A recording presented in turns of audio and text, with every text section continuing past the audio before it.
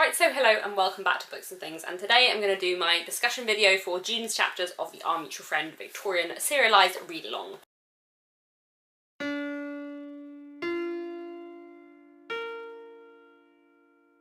So in the month of June we read 4 chapters of Our Mutual Friend. From the third book of Our Mutual Friend we read chapter 11, In the Dark, chapter 12, Meaning Mischief, chapter 13, Give a Dog a Bad Name and Hang Him, and chapter 14, Mr. Wegg Prepares a Grindstone for Mr. Boffin's Nose. Many exciting things in this month's chapter as book 3 draws to a close, so the chapters we'll be reading in July will be the final chapters of book 3 of Our Mutual Friend, which is quite a dramatic climax of the book, and I'm really excited for them. But anyway, moving on to June's chapters of Our Mutual Friend. Chapter 11, In the Dark, is a fairly short chapter, and in this chapter what basically happens is that Bradley Headstone, having been following Eugene all night and having followed him home, tries to get into the building to spy on Eugene, assumedly, doesn't manage to do so and ends up running into Mr. Riderhood, who has also been there to try and get hold of Eugene. Bradley discovers that Riderhood doesn't like Eugene Raeburn very much either, and so they kind of fall into a pact that anything Riderhood hears about Eugene or about Lizzie specifically, about where Lizzie might be, Bradley Headstone will find out through Riderhood. So, points of interest in this chapter. Charles Dickens goes out of his way to make Bradley Headstone's state very clear here. We get a clear impression of how tortured he is by everything that's going on, by Lizzie's disappearance and by his obsession with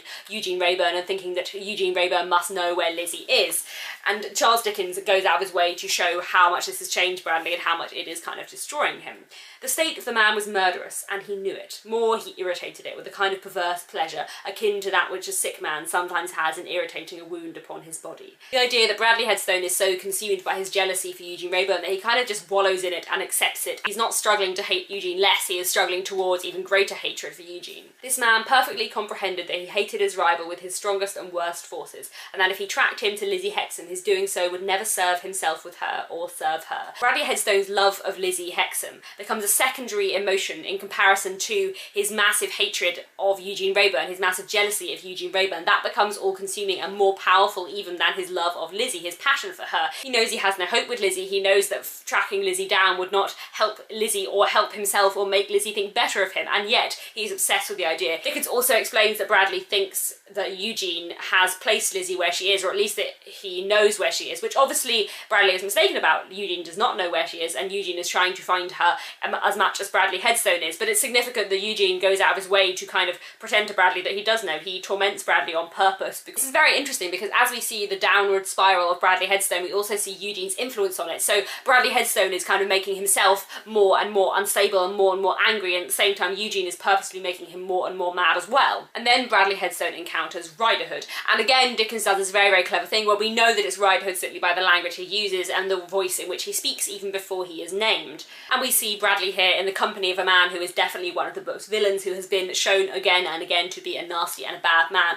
And it's interesting because Riderhood is uncomplicatedly bad, basically. That's how he is presented through most of the book. He isn't necessarily like supreme evil or anything. I think Wegg is probably the main force of evil in this book. But Riderhood has been a criminal. He's definitely in some way involved in the murder of John Harmon / the person pretending to be John Harmon, and he's also incredibly cruel to his daughter. But Bradley is a much more complicated figure. We see him falling into bad company here with Riderhood, and we also see how his hatred is changing him and how it is making him murderous, how it is affecting his usual morality, his usual respectability and decency. And we also see how he is pursuing Lizzie in a way beyond her will, how he does not respect the fact that she doesn't like him and doesn't want to marry him, and he cannot really accept that it could possibly be to do with him that she doesn't want to marry him. It's still in his head, it's all about Eugene, and he becomes increasingly fixated on Eugene Raeburn. He's more obsessed with Eugene than he is even with Lizzie. But Bradley Headstone is also, I think, presented quite sympathetically, and we can kind of understand what's happening here, and it's very significant, I think, that Dickens always calls him Bradley. Bradley Headstone is always referred to in first name terms, which is quite interesting because we're not on first name terms with that many characters in this book. Lizzie and Bella we're on first name terms with, and Eugene and Mortimer we're on first name terms with. Jenny Wren is sometimes referred to as Jenny, but she's also fairly often referred to as Miss Wren, or often just the doll's dressmaker. John Rokesmith / Harmon, who is in a way the main character of this book, is normally referred to as John Harmon or Mr. Rokesmith or the secretary. He's very rarely just called John, even though that is like the only name we have for him, which is definitely his name. So the fact that we are on first name terms with Bradley Headstone, that he is Bradley to us and to Dickens, does kind of push him up in our sympathy, and it's Dickens making you see him as a more sympathetic and human character, making you sympathise with him and making him into less of a villain than someone like Mr. Riderhood or Mr. Wegg. Even when in a chapter like this he is becoming quite sinister, when he is physically in the night, in the dark, but also kind of morally in the dark as well, going into worse and worse areas as he becomes friends with Mr. Riderhood. And then at the end of the chapter, Bradley Headstone returns back to the school and wraps himself up in his previous respectable life. Bradley then turned to retrace his steps, and by struck off through little traversed ways, and by reached the school and home. Up came the sun to find him washed and brushed, methodically dressed in his decent black coat and waistcoat, decent black formal tie and pepper and salt pantaloons, and his decent silver watch in its pocket, and its decent hair guard round his neck, a scholastic huntsman clad for the field, with his fresh pack yelping and barking around him. This idea that Bradley Headstone kind of leads this double life, and he now spends his nights in an incredibly unrespectable way, like stalking a man in search of a woman, but then he goes to school in the morning and he puts on his decent respectable clothes and he goes back to being the repressed teacher self that he has been for so long. And this divide between the different parts of himself, between his respectability and his unrespectability, between his decency and his indecent side, is really, really interesting and really powerfully portrayed here. Moving on to the next chapter, chapter 12, Meaning Mischief. In this chapter, we return once more to the Lammles and their financial difficulties. Mrs. Lammle tells her husband about what Bella told her, that the Boffin secretary, Mr. Rokesmith, proposed to her, and they decide to use this to their advantage to tell the Boffins in order to oust Mr. Rokesmith so that Alfred Lammle might become secretary himself, so they might in some way manage to get a foot on in the Boffin's household. And after this little scheming session, Mr. Fascination Fledgeby appears. Mr. Lammle runs and hides because he doesn't want to see Fledgeby because of all the various debt and all of the various problems, and Mrs. Lammle tries to persuade Fledgeby to make his acquaintance Mr. Ryer back off about their debts. Of course, we know that Mr. Ryer is not actually the owner of the debt company, and actually it is Fascination Fledgeby himself. So Mr. Fledgeby pretends to Mrs. Lammle that he is going to go and speak to Mr. Ryer to persuade him not to call in the bill of sale on the Lammles and not to seize various things of theirs and not to enforce the debt to be paid quite so soon. But of course then Mr. Fledgeby goes back to his property and forces Mr. Ryer to go and call in the bill of service as soon as possible, because Fledgeby is very, very two-faced as always and just pretending to whoever he can. So, points of interest in this chapter. One thing I really love about Dickens's chapters on the Lammles is just the description of their marriage and the difficulties and complications and mess between them. The fact that they have swindled each other into this situation and that they are both kind of as bad as each other, that they actually in many ways have a lot in common, but both really quite despise each other for everything that has happened.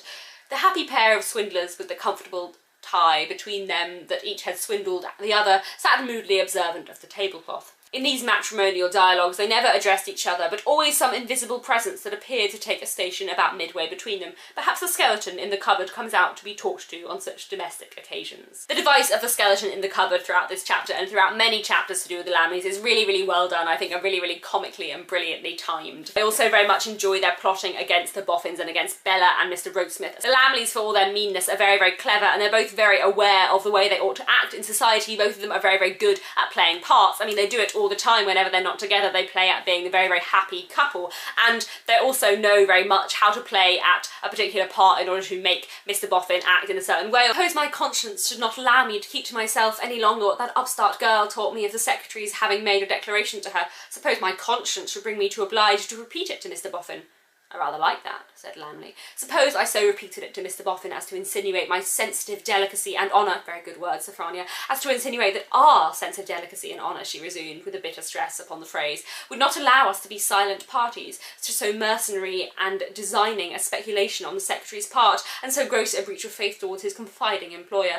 Suppose I had imparted my virtuous uneasiness to my excellent husband, that he had said to his integrity, Sophronia, you must immediately disclose this to Mr. Boffin. Both of them, despite being kind of nasty characters, are very, very aware of what they're doing, and they're very aware of particular ways to phrase things and particular ways to act to make things work in a particular way. They're both very good at playing their parts. They know what parts they want to play, and I think that's very, very effective, especially because this book is, for a lot of it, about playing parts. It's about the hypocrisy of society. Mr. Fledgeby is also playing a part, and as I'll talk about in the next chapter, he also forces Mr. Ryer to play a part. We also have John Harmon, who is pretending to be Mr. Rokesmith, who is playing a part, and then we have kind of all of society where everything is so false and frivolous and meaningless, where everyone is always playing a part. Even Jenny Wren, who calls herself Jenny Wren even though that isn't her real name, and who pretends that her father is actually her child. So many people in this book are kind of playing parts and making it pretense, and this is a really, really interesting theme, I think, in this book. In the second half of this chapter, we have even more pretense. We have Mrs. Lammles pretending to be the loving husband to Mr. Lammles and pretending to be sweet, pretending that they have a real possibility of getting money, and Mr. Fledgeby pretending that he can persuade their creditor not to call in the debts, when of course he is actually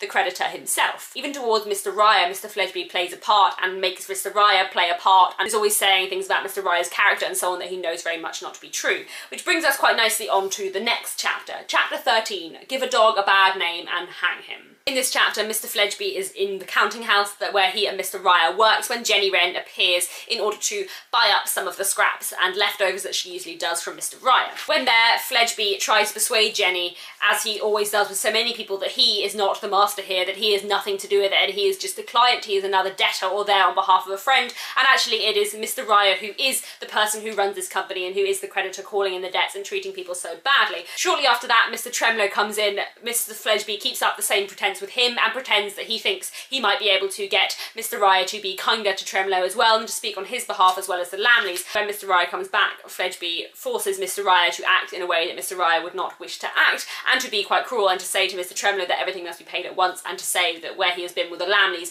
Jenny Wren is present and sees all of this, and it really changes her opinion of Mr. Ryer, and she begins to think that she may have been wrong about him, and she is really, really horrified by the way he speaks to Mr. Tremlow, which of course he is being made to do by Fascination Fledgeby, but she does not know this. So, points of interest in this chapter. Fledgeby is an interesting character. Bradley Headstone is presented at least a few chapters ago as being quite a dangerous man, but it's Fledgeby who really is one of the nastiest characters in the book, who is one of the most unpleasant and horrible characters in the book. He is a kind of third evil force along with Mr. Wegg and Mr. Riderhood, in that he is so nasty, he is so suspicious, he is so cruel, and his cruelty is so much worse almost by its hypocrisy and by the fact that he lies and by the fact that he pretends that Mr. Ryer is something that he's not, to make Fledgeby look better and to make Fledgeby look detached, the fact that he will not admit to anyone what he does.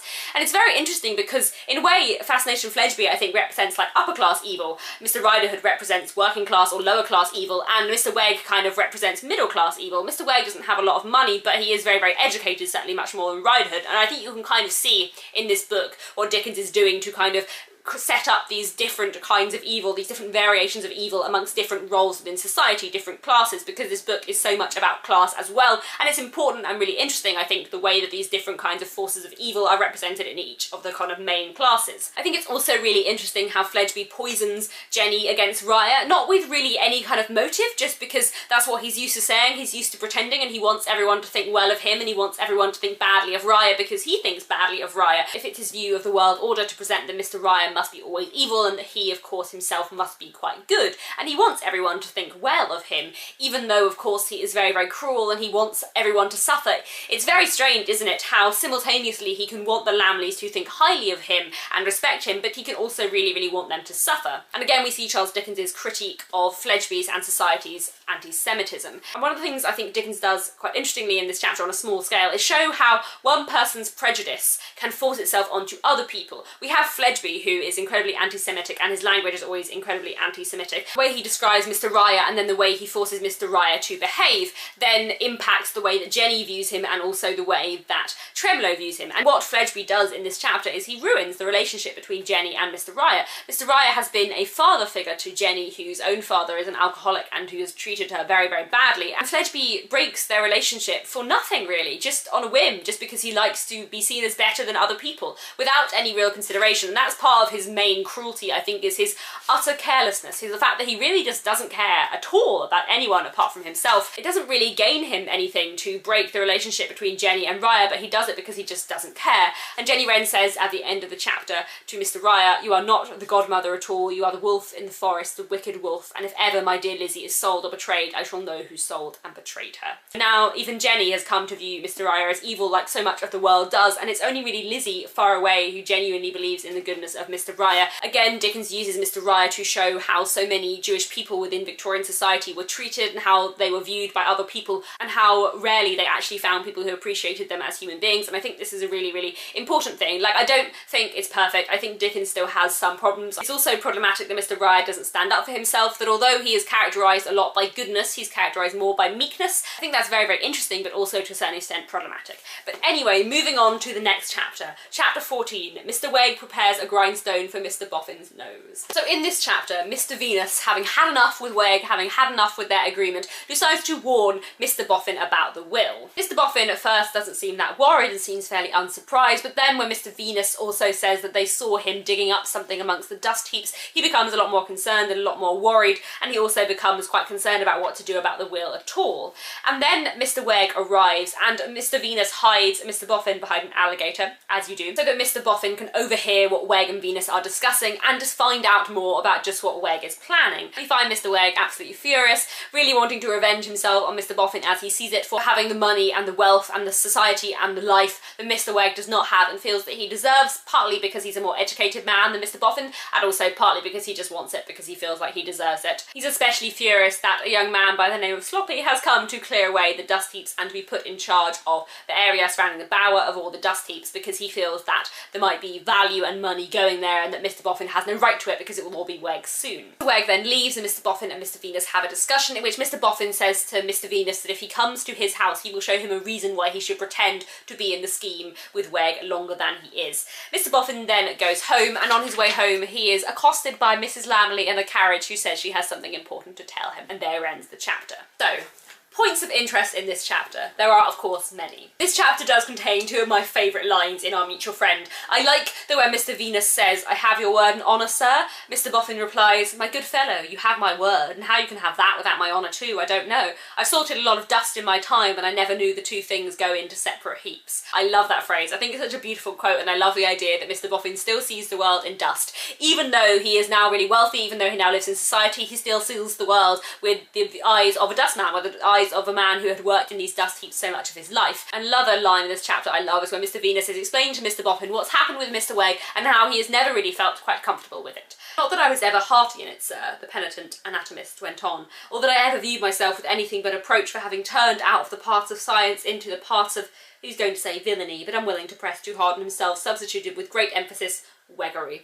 Out of the parts of science and into the parts of Weggery. I love it, it's great. Of course, significant too that Mr. Boffin is more concerned about the fact that they've seen him dig up this bottle from the dust heaps as he is about the will, at least for the first part. It's quite surprising and very significant to the plot. But then he also shows himself to be very concerned to get this will out of the way with as little money as possible. He even tries to persuade Mr. Venus to pretend to be in it so that Mr. Venus can take his half of the money from Wegg and from Mr. Boffin and then give it back to Mr. Boffin. But Mr. Venus says he will not. It seems to me that maturely thinking it over, that the best amends of having got out of the square is to get back into the square.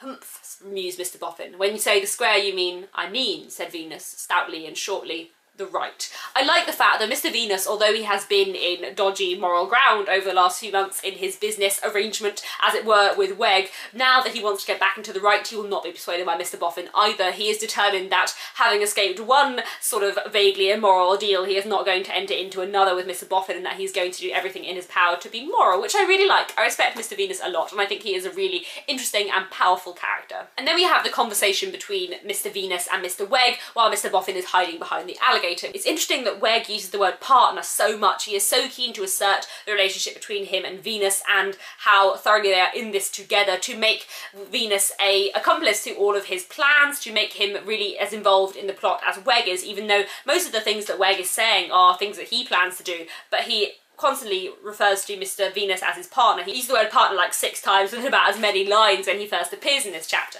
I can't contain myself when I look at him. Every time I see him putting his hand into his pocket, I see him putting it into my pocket. Every time I hear him jingling his money, I hear him taking liberties with my money. Flesh and blood can't bear it. It's interesting because Mr. Wegg is to a certain extent driven by money, but he is also very much driven by his hatred of Mr. Boffin and his anger that Mr. Boffin has this money that he doesn't feel he deserves. And I think this is partly bound up in class. I mentioned earlier this idea that Mr. Wegg could be a kind of middle class embodiment of evil, or at least a kind of lower middle class. Obviously he does not have very much money and he is quite poor. At the beginning of the book he sells ballads from a store, which is quite a working class occupation, but I do think that his education and the fact that he can read makes him at least feel that he is a class above Mr. Boffin, and that therefore he has more right to the kind of money and wealth that Mr. Boffin has. He doesn't seem to begrudge wealth from those who have always had wealth, such as the people who used to live in the house that he used to stand by, but someone like Mr. Boffin, who has gained wealth in this quick way, who he doesn't feel has a right to it, has the right class to have that kind of wealth, he is really, really resentful of, and I feel like that's very, very interesting and telling of his character. But it is hard to place Mr. Wegg in a sort of class way, because we really don't know very much about his background. Apart from the fact that he lost his leg in a hospital amputation and that at the beginning of the book he was selling ballads, we know next to nothing else about his life or where he came from or his motivations. And I do think that he's quite an interesting character the closer you look at him, especially because although he is driven by money to a certain extent, he's also very much driven by his hatred of Mr. Boffin and his hatred of Mr. Brokesmith as well. Was it outside that very house as I first set eyes upon him, rolling in the lap of luxury when I was selling halfpenny ballads there for a living? Am I to grovel in the dust for him to walk over? No. Why, I'm 100 times the man he is, sir. 500 times. And this is a lot what his hatred of Mr. Boffin is about, and his anger at Mr. Boffin is to do with the fact that he feels he is more deserving of money than Mr. Boffin. And I do think this is partly to do with education. And then towards the end of the chapter, we return to the theme I mentioned earlier, people playing parts, where Mr. Boffin goes past Mrs. Lammles's carriage and she calls out to him. She says, "I have fluttered myself by being, perhaps foolishly, uneasy and anxious. I've been waiting for you for some time." She plays her part very, very well, pretending to be stricken with her conscience and so on, and she is a very, very good actor, like so many people within this book playing parts. I think that's all I have to say about that chapter and all I have to say about June's chapters of Our Mutual Friend. In July, we will be reading the final 3 chapters of Book 3 of Our Mutual Friend.